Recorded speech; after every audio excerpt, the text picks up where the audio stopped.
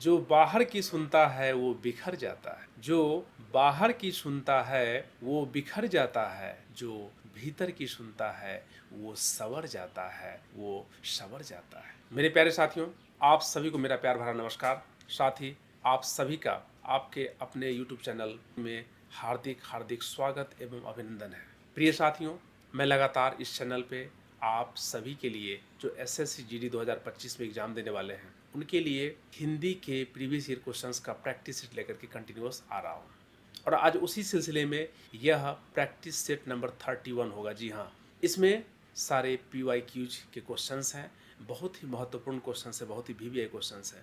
यह practice set जो आज हम लोग करने वाले हैं यह 28 फरवरी 2024 में पूछा गया प्रश्न पत्र है जो 4th शिफ्ट में इसका एग्जाम हुआ था। और मैं एक चीज़ और बताना चाहूँगा आपको कि यदि आपने अभी तक इसके पहले के 30 प्रैक्टिस सेट का प्रैक्टिस नहीं किया है तो आप चैनल पे जाकर के प्लेलिस्ट निकालिए और प्लेलिस्ट से पीछे के पूरे 30 सेट का भी प्रैक्टिस करिए। जी हाँ, इतनी सहजता सरलता से उसकी प्रैक्टिस करवाई गई है, आपको इससे बहुत ज़्यादा फायदा मिलेगा और आपको समझ आएगा कि परीक्षा में किस तरह के प्रश्न पूछे जाते हैं और कैसे हम आसानी से उसके कम से कम समय में हल करके मैक्सिमम नंबर गेन कर सकते हैं। तो चलिए हम शुरू करते हैं। देखिए, आज इस सेशन का जो सबसे पहला सवाल है कि दिए गए वाक्य में रेखांकित शब्द के लिए सही वर्तनी ज्ञात कीजिए। जी हाँ, रेखांकित शब्द के लिए इस वाक्य में देखिए बीमारी के बाद उसे बहुत कमजोरी है। जी हाँ, कमजोरी को इन्होंने क्या किया, रेखांकित कर दिया, अंडरलाइन कर दिया। ठीक है, और सही वर्तनी हमको ज्ञात करना है। जी जानते हैं सही वर्तनी, वर्तनी का मतलब क्या है, शब्द सही वर्तनी अपने को लिखना है। कोई भी किसी भी शब्द को लिखते हैं उसको उच्चारण के हिसाब से अगर मात्राओं में गलती कर दिया जाए या ग्रामेटिकली कुछ एरर दे दिया जाए वो अशुद्ध हो जाता है। तो यहाँ पे पूछ लिया जाता है, चूँकि ये हिंदी भाषा की परीक्षा है तो इसमें परीक्षक पूछ लेते हैं कि हमको जो स्टूडेंट्स इसमें अपेयर होने वाले हैं उनकी हिंदी में समझ कितनी है।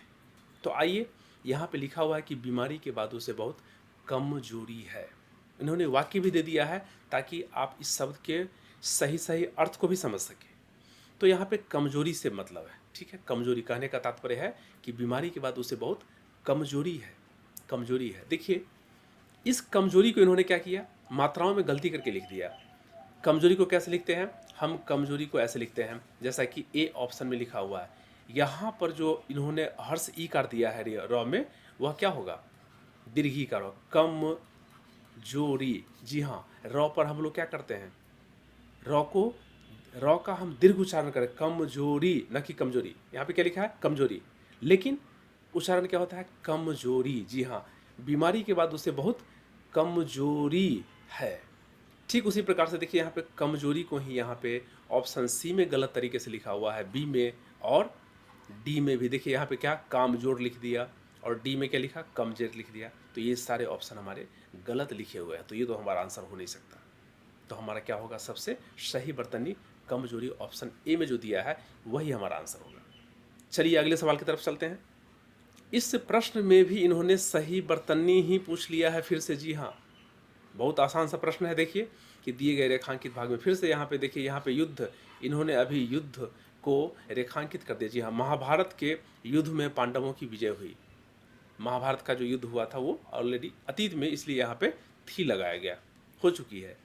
यहाँ पे क्या लिखा, महाभारत के युद्ध में, युद्ध में, युद्ध, युद्ध कोई शब्द नहीं होता, क्या होता है, युद्ध होता है। जी देखिए यहाँ पे युद्ध को हम कैसे लिखते, तो यह यहाँ पे हमको ऑप्शन डी में लिखा हुआ है। यहाँ पे देखिए युद्ध लिखा हुआ है, ये गलत तरीके से लिखा है। यहाँ पे युद्ध लिखा है, यह भी गलत तरीके से लिखा है, और युद्ध तो होगा ही नहीं। तो यहाँ पे देखा आपने कि पहले दो सवाल आपके बर्तनी से पूछ लिए, कितना आसान सा सवाल है। अगर आपका उच्चारण सही है तो बर्तनी तो आप कर ही देंगे, इतने दिनों से हम लोग हिंदी पढ़ते आ रहे हैं तो इतना तो पता ही है। आप बोल करके देखिए, जैसे क्या युद्ध, युद्ध होता है ना, आप जब इसकी प्रोनाउंसिएशन करेंगे, जब इसकी उच्चारण करेंगे तो आपको समझ आ जाएगा कि यहाँ पे मात्राओं में कहाँ पे गलती है, उसके हिसाब से हम लोग सही कर लेंगे। और एलिमिनेशन विधि से भी आप देख लेंगे कि अगर जो हो नहीं सकता तो जो बचेगा वह भी तो होगा। अगर मान लीजिए परीक्षा में आपको कोई एग्जैक्ट कुछ याद नहीं आ रहा है तो आप ऐसा भी कर सकते हैं कि जो चीज़ें गलत है आप उसको छांट लीजिए। अगर 3 आप छांट पा रहे हैं कि यह तो हो नहीं सकता तो जो बचेगा वही तो होगा, तो यह भी एक तरीका है। इसके लिए एग्जाम में इस तरीके से भी आप क्वेश्चन कर सकते हैं। अब आइए अगले प्रश्न की तरफ चलते हैं। देखिए, दिए गए वाक्य में उचित पर्यायवाची शब्द का चयन करके रिक्त स्थान की पूर्ति करिए। जी हाँ, यहाँ पे पर्यायवाची, जी हाँ, पर्यायवाची क्या बोलते हैं? सिनोनिम। सिनोनिम को पर्यायवाची शब्द बोलते हैं, यानी कि समानार्थी शब्द। जी हाँ, वैसे शब्द जो बिल्कुल समान अर्थ प्रकट करते हैं वो समानार्थी शब्द होते हैं और उसी को पर्यायवाची कहा जाता है। अब देखिए ना, यहाँ पे क्या बोला है कि यहाँ पे जो ब्रैकेट के अंदर में दिया गया है ना कि अकेले चलते समय हमेशा खाली स्थान सजग रहना चाहिए। जी हाँ, ब्रैकेट के अंदर सजग शब्द को दिया गया है और इसी का पर्यायवाची बताने के लिए बोला गया है। ठीक है, कोई बात नहीं। अब आइए देखते हैं। तो सजग का पहले हम अर्थ समझ लेते हैं। सजग का मतलब होता है सावधान। जी हाँ, सजग मतलब सावधान होना। सजग का मतलब होता है सचेत होना, सचेतन की अवस्था, सचेतन की अवस्था। ठीक है, ये सभी इसके अर्थ होते हैं। यानी कि आप सजग को सावधान भी बोल सकते हैं, सचेत भी बोल सकते हैं, सचेतन की अवस्था भी बोल सकते हैं। ठीक है, तो देखिए इस ऑप्शन में वार तो होगा नहीं, वीणा भी नहीं होगा और सारा भी नहीं होगा। क्या होगा? सावधान यहाँ पे दिया हुआ है पर्यायवाची शब्द। किसका? सजग का। तो हमारा आंसर तो सावधान ही होगा। ठीक है, अब देखिए वार मतलब क्या होता है? वार होता है दिन का नाम, जैसे इतवार, सोमवार, मंगलवार, दिन का नाम है ना। और एक वार का मतलब क्या होता है? प्रहार भी होता है। जब किसी युद्ध में वार करते हैं एक दूसरे के ऊपर, वार वो क्या होता है? प्रहार भी होता है। वह भी इसका आंसर मतलब अर्थ हो सकता है। प्रहार करना कहिए, अब इसको आघात भी बोल सकते हैं। वार मतलब क्या? आघात करना, है ना। और वीणा क्या होता है? वीणा तो एक वाद्य यंत्र होता है, वाद्य यंत्र का नाम है ना। तार वाली वाद्य यंत्र। ठीक है, और सारा मतलब क्या होता है? सारा मतलब होता है सभी, और सावधान का मतलब तो सजग होता ही है। ठीक है, सारा का मतलब सभी। यहाँ सारा का मतलब कुल भी आप दे सकते हैं, सारा का मतलब समग्र भी हो सकता है, सारा का मतलब पूरा भी हो सकता है। इस तरीके से आप देख रहे हैं ना कि एक शब्दों के केवल एक अर्थ नहीं है, एक शब्द के कई अर्थ हैं, विभिन्न अर्थ हो सकते हैं। तो हमारा टारगेट जो होना चाहिए एग्जाम में कि हमें इसमें छांटना है, हमें अपने उत्तर तक पहुंचना है। तो आपको ऐसे दूसरे प्रश्न में काम आ जाए या फिर जानकारी के लिए मैं तो सभी चीज़ों का अर्थ स्पष्ट कर दे रहा हूँ, लेकिन आपका जो प्रायोरिटी होगा, आपकी जो प्रायिकता होनी चाहिए, प्राथमिकता होनी चाहिए एग्जाम में, वह यह कि आपको ऑप्शन तक जल्दी से जल्दी कम से कम समय में पहुंचना है। यह सबसे ज़्यादा महत्वपूर्ण बात होनी चाहिए। तो आइए अब चलते हैं अगले सवाल की तरफ। यहाँ बोल रहा है कि दिए प्रश्न में 4 विकल्पों में से उस विकल्प का चयन करिए जो रिक्त स्थान के लिए सही भाववाचक संज्ञा वाला विकल्प हो। जी हाँ, यहाँ पे भाववाचक संज्ञा के बारे में बात की जा रही है। किसमें? हमको फिट करना होगा वाक्य में। माँ लक्ष्मी की कृपा से सभी को खाली स्थान प्राप्त होती है। जी हाँ, माँ लक्ष्मी की कृपा से सभी को आराम प्राप्त होती है। जी ना, माँ लक्ष्मी कृपा करेंगे तो सबको आराम हो जाएगा। माँ लक्ष्मी कृपा करेंगे तो सबको आराम मिल जाएगा। माँ लक्ष्मी की कृपा से सभी को फल फूल प्राप्त होती है। आपने देखा है माँ लक्ष्मी जी को कभी फल फूल हाथ में देते हुए? नहीं ना। माँ लक्ष्मी की कृपा से फल फूल हाथ में नहीं पड़ते। माँ लक्ष्मी की कृपा से विपन्नता प्राप्त होती है। देखिए, विपन्नता का मतलब होता है दुख, कष्ट। माँ लक्ष्मी की कृपा जिस पे होगी उसको दुख कष्ट होगा क्या? जीना नहीं होगी। क्या होगा फिर? तो माँ लक्ष्मी की कृपा से सभी को क्या प्राप्त? संपन्नता प्राप्त होती है। जी, यहाँ पे सबसे सटीक जो आंसर होगा भाववाचक संज्ञा वाला होगा संपन्नता। संपन्नता मतलब क्या होता है? सुख, वैभव, धन का प्राप्त होना। संपन्नता का मतलब वैभव, सुख, संपत्ति। तो जहाँ माँ लक्ष्मी की कृपा होगी वहाँ पे सभी को क्या प्राप्त होगा? संपन्नता प्राप्त होगा। इस तरीके से आप छांटिए। कोशिश करती है कि सबसे बेस्ट ऑप्शन को छांटना। देखिए यहाँ पे आराम भी दिया हुआ है, तो ऐसा नहीं कि केवल आराम को देखो और इसको टिकला के निकल के जी नहीं, फल फूल। आपको देखना होगा कि इस चारों में सबसे सटीक और सर्वश्रेष्ठ ऑप्शन कौन सा है। इस चीज़ का आपको ख्याल रखना होगा। ठीक है, अब चलिए अगले सवाल की तरफ। देखिए इस प्रश्न में बोला जा रहा है कि 4 विकल्पों में से आप उस विकल्प का चयन करिए जो कोष्टक में, जी हाँ, जो ब्रैकेट के अंदर में दिए गए शब्द के विलोम शब्द हैं। विलोम का मतलब क्या होता है जी? उल्टा, विपरीत, है कि नहीं। विलोम का मतलब होता है विपरीत एक तो पर्यायवाची शब्द होता है जो सीधा सीधा है, समान अर्थ वाला है, और यहाँ पे विलोम पूछ रहा है, मतलब वैसा अर्थ नहीं होना चाहिए, ठीक उसका उलट अर्थ होना चाहिए। यहाँ पे वाक्य पढ़िए कि मेरा भाई बड़ा ही आलसी प्रवृत्ति का है। जी हाँ, यहाँ पे आलसी को ब्रैकेट के अंदर में बंद कर दिया गया, और आलसी के बारे में ही पूछ रहा है क्या, विलोम, उसका उल्टा। ठीक है, देखिए मैं आपको बता दूं कि आलसी को आप क्या बोल सकते हैं, कामचोर बोल सकते हैं जी। आलसी को आप काहिल भी बोल सकते हैं, और आलसी को अकर्मण्य भी बोल सकते हैं। ये सारे क्या है, इसके पर्यायवाची शब्द है। इसका मतलब ये है कि ये कामचोर, ये काहिल और ये अकर्मण्य तो हो ही नहीं सकता। कैसे होगा, यह तो पर्यायवाची शब्द है भैया। हमको क्या पूछा जा रहा है, यहाँ पे हमको पूछा जा रहा है विलोम शब्द उल्टा। इसका मतलब है कि आलसी के लिए हमारा जो ऑप्शन बी है कर्मठ, वही सबसे सटीक ऑप्शन होगा। कर्मठ का मतलब क्या होता है, मेहनती, परिश्रमी। जी हाँ, कर्मठ का मतलब होता है सजग, सचेत। तो यह इसका विलोम शब्द हो जाएगा। अब चलिए अगले प्रश्न की तरफ।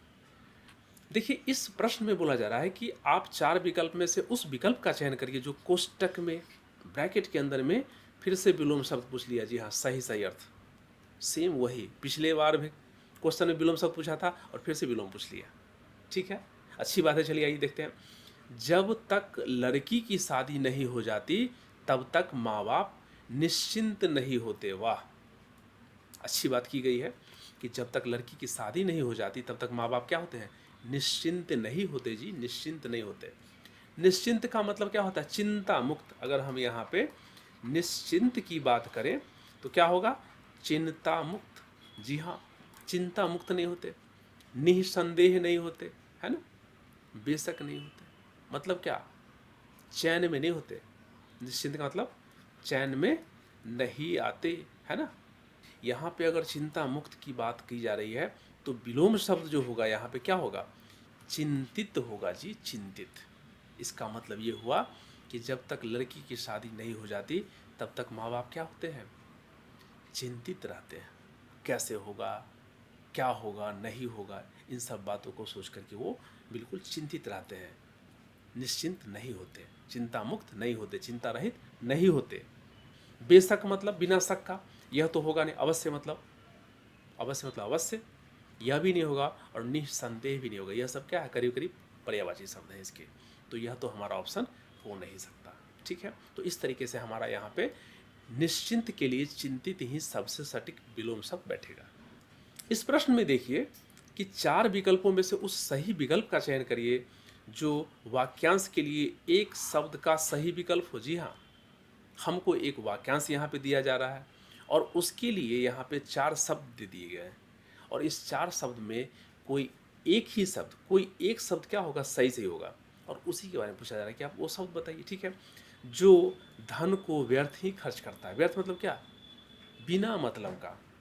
जो धन को व्यर्थ ही खर्च करता है उसको क्या बोला जाता है, परोक्ष बोला जाता है क्या, ना जी ना भैया, परोक्ष तो ना बोला जाता है।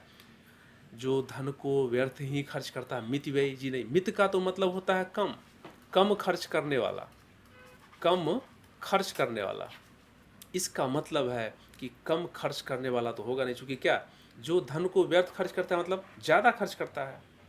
इसका मतलब ये है कि अच्छा, अपूर्व मतलब क्या होता है, अपूर्व मतलब, अपूर्व मतलब होता है जैसा पहले न हुआ हो। तो यह भी यहाँ पे नहीं होगा।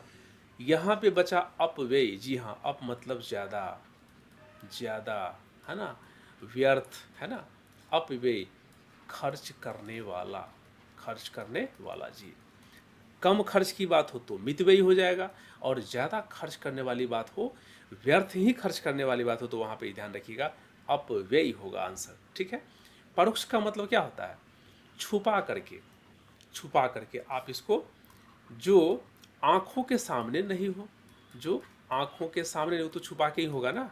जो आँखों के सामने नहीं हो उसको बोलते हैं परोक्ष में करना। अब आइए अगले सवाल की तरफ देखिए कि रेखांकित शब्द का तत्सम शब्द। जी हाँ, तत्सम मतलब संस्कृत के हूबहू वही शब्द, और अगर हम तद्भव की बात करें तो तद्भव रूपांतरित शब्द किसमें, हिंदी में, और उसका प्रयोग करना, उपयोग करना, उसको बोलते हैं तद्भव शब्द। तो किसका, यहाँ पे बनारस की तो बात ही कुछ और है जी, बनारस की तो बात ही कुछ और है। बनारस को देखिए ना, क्या कर दिया इन्होंने, अंडरलाइन कर दिया, बनारस को अंडरलाइन कर दिया, और बनारस का ही तत्सम शब्द पूछा जा रहा है। ठीक है, तो मैं बता दूं कि बनारस का क्या वारान तो होगा नहीं, वारानास भी नहीं होगा, और वाराने भी नहीं होगा। ये सब क्या है, मात्राओं में गलती करके इधर उधर करके निरर्थक शब्द दे दिए गए। क्या होगा, वाराणसी होगा जी, ऑप्शन नंबर बी, वाराणसी हमारा सबसे सटीक शब्द होगा।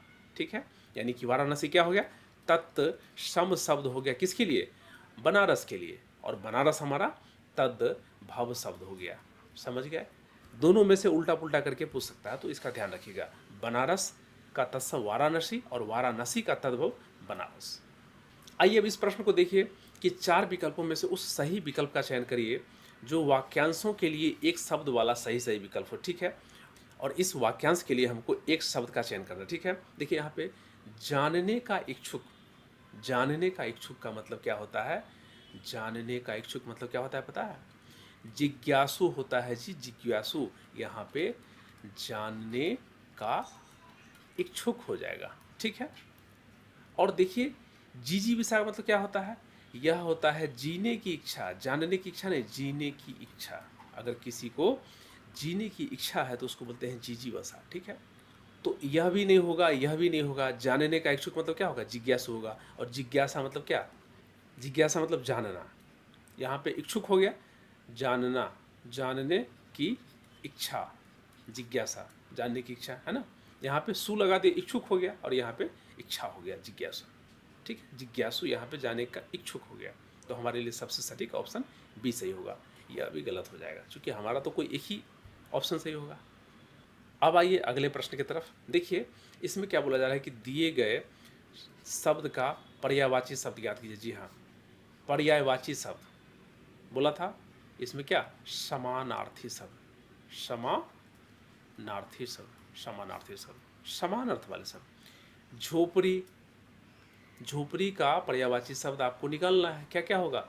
झोपड़ी को बोलते हैं जी पर्णकुटी, झोपड़ी को आप कुटिया भी बोल सकते हैं, झोपड़ी को आप मरई भी बोल सकते हैं, मरई। ठीक है, ये सब नाम झोपड़ी के ही हैं। तो यहाँ पे देखिए धक्का तो होगा नहीं, पताका भी नहीं होगा, रीति भी नहीं होगा, और पर्णकुटी यहाँ पे जो सी ऑप्शन में है वही हमारा सबसे सटीक आंसर हो जाएगा पर्यायवाची के रूप में। धक्का, धक्का तो समझ रहे हैं, धक्का मतलब दबाव देना किसी चीज़ के ऊपर। पर्णकुटी को का मतलब समझिएगा, यहाँ पे क्या होगा, झोपड़ी हो जाएगा, पर्णकुटी मतलब झोपड़ी। ठीक है, पताका का मतलब क्या होता है, ध्वज, ध्वज बोल दीजिए इसको, आप इसको बैनर भी बोल सकते हैं। और रीति का मतलब क्या होता है, रीति का मतलब किसी चीज़ की विधि, किसी चीज़ का आचार, और रीति का मतलब प्रणाली भी हो सकता है। ठीक है, तो यह तो हमारा आंसर होगा नहीं। देखिए इस सवाल में क्या पूछा जा रहा है कि वाक्य का वह भाग ज्ञात कीजिए जिसमें कोई त्रुटि है। जी हाँ, जिसमें कोई त्रुटि है। प्रिया की बातें सुनकर रमेश की आंख से आंसू निकल पड़े, प्रिया की बातें सुनकर रमेश की आंख से आंसू निकल पड़े। इसमें त्रुटि वाला पार्ट हम लोगों से पूछा जा रहा है। तो आइए देखिए, मैं बता दूं कि आंसू जो होता है ना, आंसू क्या होता है, पुल्लिंग होता है जी, पुल्लिंग, आंसू पुल्लिंग होता है। तो यहाँ पे रमेश की आंखों से, आंख कितने होते हैं जी, आंख एक होते हैं क्या, नहीं ना, आंख हमारे शरीर में कितने होते हैं, 2 होते हैं। इसके लिए आंख क्या पुल्लिंग हो जाता है, तो हमेशा यहाँ पे क्या होगा, आंखों हो जाएगा। कि प्रिया की बातें सुनकर रमेश की आंखों से आंसू निकल पड़े, आंखों से, दोनों आंखों से आंसू निकले, कभी भी एक आंख से आंसू नहीं निकलता। समझ रहा है, तो इस तरीके से फंसाता है एग्जाम में। अब देखिए आंसू निकल पड़े, यही हमारा त्रुटि वाला बोल रहा है ना, तो यही हमारा सबसे सटीक ऑप्शन होगा। यह सही लिखा है, यह सही लिखा है, आंख है ना, सॉरी ये गलत हो गया, ये होगा हमारा ऑप्शन, ये नहीं होगा, ये गलत हो जाएगा क्योंकि यहाँ पे आंसू निकल पड़े, यहाँ पे हमको आंख से मतलब है। तो ये जो ऑप्शन डी है ना, आंख में गलती की गई, इसलिए हमारा ऑप्शन ये सही होगा। ठीक है, यह हमारा आंसर, ये गलत हो जाएगा, आंख को यहाँ पे आंखों से करना पड़ेगा। अब चलिए अगले सवाल में देखिए, दिए गए वाक्यांश के लिए सार्थक शब्द ज्ञात कीजिए। क्या, जो पढ़ा न जा सके, जो पढ़ा न जा सके उसको क्या बोलते हैं, अपठनीय, अपठनीय। देखिए पठ मतलब पढ़ने, पढ़ना, पठनीय मतलब क्या, पढ़ने योग्य। पठनीय मतलब पढ़ने योग्य, और उसमें इन्होंने अ पहले लगा दिया, इसका मतलब अ मतलब नहीं। जो पढ़ने योग्य नहीं हो, यानी कि जिसको पढ़ा ना जा सके, उसको क्या बोलते हैं, अपठनीय। तो अपठनीय का मतलब ये होता है कि जो न पढ़ा जा सके। अलिखित मतलब जो लिखा गया नहीं हो, जो लिखा हुआ नहीं हो, उसको बोलते हैं अलिखित। तो पढ़ने का यहाँ लिखने से कोई संबंध ही नहीं। अपठित यह भी नहीं होगा, और अपठित, अपठित मतलब क्या, नहीं पढ़ा हुआ, नहीं पढ़ा हुआ। मतलब अपठित और अपठनीय अलग अलग चीज़ें। अपठित मतलब क्या, कोई चीज़ नहीं पढ़ा हुआ, लेकिन अपठनीय का मतलब है कि जो पढ़ा ही ना जा सके। अपठित मतलब है कि पढ़ा तो जा सकता है, लेकिन लेकिन वह अभी अपठित है, मतलब पढ़ा नहीं गया है। ठीक है, अपठित मतलब नहीं पढ़ा हुआ, मतलब जो पढ़ा नहीं गया है, जो पढ़ा नहीं गया है। समझ रहे हैं, यह अंतर है, बारीक अंतर है। इस चीज़ को आपको ध्यान में रखना पड़ेगा। इस प्रश्न में देखिए कि 4 विकल्पों में से उस विकल्प का चयन करें जो कोष्टक में, जी हाँ ब्रैकेट में दिए गए शब्द के तद्भव रूप का सही सही विकल्प है। ठीक है, मेरे पैर में एक कंटक चुभ गया। मेरे पैर में पत्थर चुभता है क्या, पत्थर तो होगा नहीं जी। मेरे पैर में कील चुभ गया, कंटक है और कील है। देखिए यहाँ पे क्या, कीड़ा, कीड़ा थोड़े ना चुभता है पैर में। तो कंटक का मतलब क्या होता है पता है, कांटा होगा, कीला नहीं होगा जी, कीला नहीं होगा, कील नहीं होगा। समझ रहे हैं, यह हमारा सबसे सही सटीक ऑप्शन होगा। कंटक जो है ना, कंटक है आपका तत्सम रूप संस्कृत वाले शब्द, और ये जो कांटा है वो क्या है, तद्भव रूप, और यही तद्भव रूप का ही तो सही विकल्प पूछ रहा है हमारे सवाल में। तो आपको यहाँ पे याद रखना कि कंटक को क्या बोलते हैं, कांटा बोलते हैं, और कांटा को तत्सम में कंटक बोलते हैं। चलिए अगले प्रश्न की तरफ चलिए। देखिए दिए गए विकल्पों में से उस विकल्प का चयन कीजिए जो मुहावरे का अर्थ स्पष्ट करे। यहाँ पे 4 विकल्प दिए गए हैं, और चारों विकल्प में से 2 मिलता जुलता हो, तो यहाँ पे सर्वश्रेष्ठ जो सबसे अच्छे तरीके से अर्थ को बयां करे वही हमारा आंसर होना चाहिए। क्योंकि हमारा आंसर तो हमेशा एक ही होगा, 2 तो आंसर हो नहीं सकता, यहाँ एग्जाम है। ठीक है, देखो जी, गोलमाल करना, इसका क्या है, गोलमाल करना। गोलमाल करना का मतलब क्या है, बहका देना तो होगा नहीं, मूर्ख बनाना भी नहीं होगा, और खूब हंसना भी नहीं होगा। क्या होगा, बेईमानी करना। गोलमाल करने का मतलब क्या, गोलमाल कर दिया जी, बेईमानी कर लिया। जैसे अक्सर दुकानदार भीड़ में ग्राहक के साथ हिसाब को गोलमाल कर देता है, हिसाब को गोलमाल कर देता है। इस तरीके से हम इसको वाक्य में प्रयोग कर सकते हैं। अब इस प्रश्न में देखिए फिर से वही मुहावरा का अर्थ पूछ रहा है। वाह, लगातार 2 मुहावरा दिया गया है, अच्छी बात है। आइए देखिए, खिचड़ी पकाना। खिचड़ी पकाना का मतलब बहुत सारा खाना बनाना, जीना। खिचड़ी पकाने का मतलब खाना बनाना, जीना ये भी नहीं हो। खिचड़ी पकाने का मतलब छुपकर बातें करना, यह भी हमारा सही से नहीं होगा। क्या होगा पता है, खिचड़ी पकाने का मतलब होता है षड्यंत्र रचना, षड्यंत्र रचना, है ना। तो इसको हम अगर वाक्य में प्रयोग करें, पिछले कुछ दिनों से मतलब षड्यंत्र रच रहे हैं कंपनी के खिलाफ। कुछ लोग मिलकर के इस कंपनी में क्या कर रहे हैं, खिचड़ी पका रहे हैं, मतलब कुछ ना कुछ तो षड्यंत्र रच रहे हैं। इस तरीके से आप इसको वाक्य में प्रयोग कर सकते हैं। अब आइए, हम इस प्रैक्टिस सेशन के अंतिम दौर में लगभग पहुंच चुके हैं, और इसमें अभी देखिए कि सवाल नंबर 16 से 20 तक क्या किया गया पता है, एक गद्यांश दे दिया गया है, और उसमें कुछ शब्द बीच बीच में छोड़ दिए गए हैं, फिल इन दी ब्लैंक्स दे दिए गए हैं, और उस रिक्त स्थान को हमको भरने हैं किसकी सहायता से, दिए गए 4 विकल्प की सहायता से। इसमें 5 सवाल पूछे जाएंगे, और पाँचों में के लिए अलग एक सवाल के लिए 4 विकल्प होंगे, और हमको जो सबसे सटीक विकल्प होगा उसी को उसमें भरना है। तो इससे पहले कि हम लोग सवाल को बनाएं, सबसे पहले हमको थोड़ा सा बारीकी नज़र से एक बार इस पैसेज को पढ़ना पड़ेगा। तो आइए हम पढ़ते हैं। हमारे भारत देश की उन्नति हम पर ही खाली स्थान करती है। हमारे देश की उन्नति को महत्व देते हुए सबसे पहले हमारे क्या कर्तव्य हैं, यह समझना जरूरी है। एक व्यक्ति की खाली स्थान उसके राष्ट्र एवं उसके स्वयं की उन्नति है। इसके लिए सबसे पहले तो हमारे क्या कर्तव्य है ये समझना होगा। आर्थिक विकास में वृद्धि, अनुशासन, अच्छी शिक्षा हमारे देश की गरीबी को मिटाने, सभी राजनीतिक और सामाजिक मुद्दों को मिटाना खाली स्थान है। सभी से उन्नति में बाधा सभी से उन्नति में बाधा पहुंचाते हैं, उन्हें ख़त्म करना। जब यह बाधाएं खत्म होगी तभी देश और हमारी उन्नति संभव है। हमारे देश भारत की उन्नति का एक महत्वपूर्ण तत्व में एकता की भावना है। हमारे देश में विभिन्न जाति और धर्म के लोग हैं जो आपस में मिलकर रहते हैं, जो हमारे उन्नति का एक अति आवश्यक तत्व है। भारत देश में हर 1000 किलोमीटर पर खाली स्थान बदलती जाती है।